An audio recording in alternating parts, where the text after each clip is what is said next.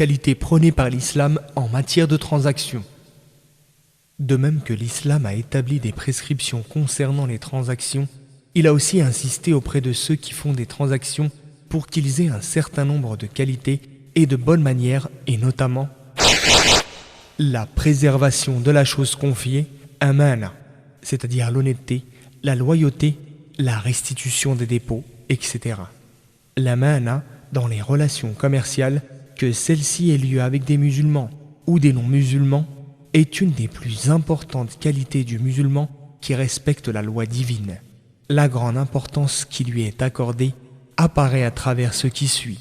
Allah, qu'il soit exalté, a dit إن الله يأمركم أن تؤدوا الأمانات إلى أهلها وإذا حكمتم بين الناس أن تحكموا بالعدل. Allah vous ordonne de restituer les dépôts à leurs propriétaires. Verset 58 de la sourate Les Femmes.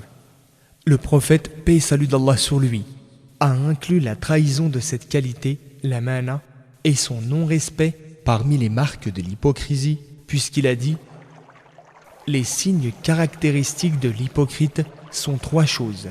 Quand il parle, il ment. Quand il donne sa promesse, il ne respecte pas sa parole. Et quand on lui confie quelque chose, il trahit la confiance qu'on lui témoigne. » Hadith rapporté par Al-Bukhari et Muslim. L'amana compte parmi les plus importantes vertus des croyants, comme Allah le Très-Haut a dit قد أفلح المؤمنون.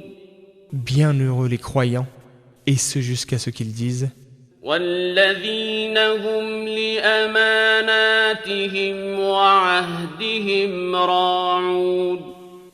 qui veillent aux dépôts qui leur sont confiés, c'est-à-dire qui respectent la ma'ana et qui honorent leurs engagements. Du verset 1 à 8 de la sourate Les Croyants.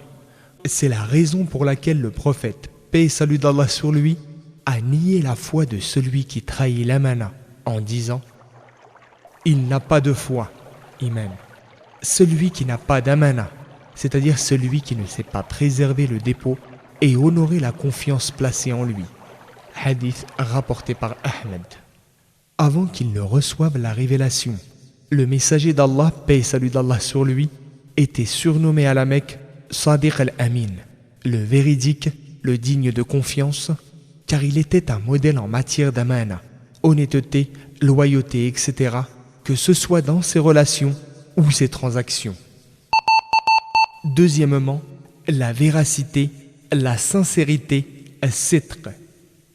La sincérité et la franchise comptent parmi les plus importantes qualités que l'islam a fortement recommandées. Le prophète, paix et salut d'Allah sur lui, a dit au sujet du vendeur et de l'acheteur « S'ils font preuve de véracité et de clarté, leur transaction sera bénie, mais s'ils dissimulent et mentent concernant les défauts et les qualités des marchandises, leur transaction sera privée de bénédiction. » Hadith rapporté par Al-Bukhari et Muslim. Le prophète, paix et salut d'Allah sur lui, a dit « Attachez-vous à être sincère, véridique, car la sincérité, la véracité, mène au bien et le bien mène au paradis. Or, à force d'être sincère, véridique et de rechercher la sincérité, la véracité, on est inscrit chez Allah comme véridique. » Hadith rapporté par Muslim. L'islam considère que celui qui, afin de vendre sa marchandise, la vente mensongèrement en jurant, a commis un grand péché, comme le prophète, paix et salut d'Allah sur lui, a dit « 3 sortes de gens, Allah ne leur adressera pas la parole le jour du jugement, ne daignera pas les regarder et ne les purifiera pas, tandis qu'ils auront un châtiment douloureux.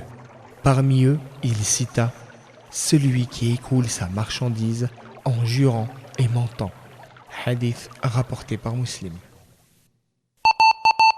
Troisièmement, faire les choses à la perfection, ithqan, et exceller dans son travail.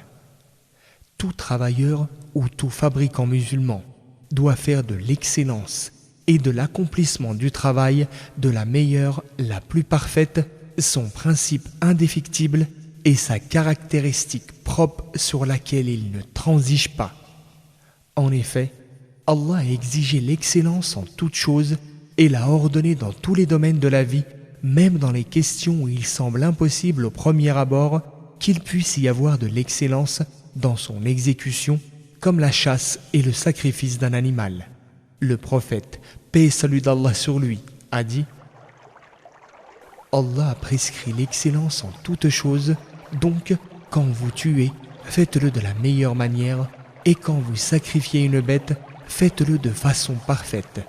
Quand l'un de vous veut le faire, qu'il aiguise alors sa lame et qu'il apaise la bête qu'il doit sacrifier. » Hadith rapporté par Muslim.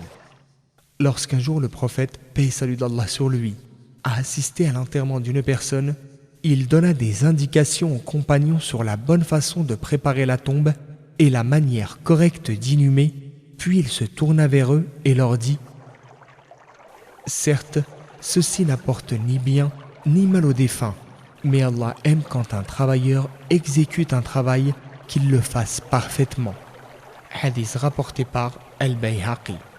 Dans une variante, on a « Allah aime quand l'un de vous fait un travail qu'il le fasse à la perfection. » Hadith apporté par Abu Ya'la.